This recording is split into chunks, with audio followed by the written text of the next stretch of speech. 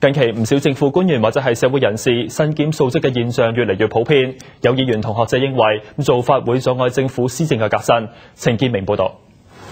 政府喺制定法規嘅時候，為咗體現民主，都會徵詢唔同嘅專業意見。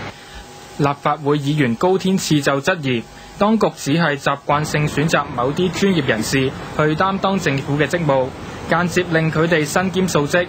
除咗會對佢哋本身嘅工作量造成負擔，更會剝削其他新人嘅發展機會，影響施政嘅質量。如果係一個人係要做好700幾個工作呢，咁呢個係明顯呢剝削咗其他人嘅機會去參與社會。對於嗰個效果啊，對於個量呢同埋個質呢，事實上係有好大嘅折扣嘅。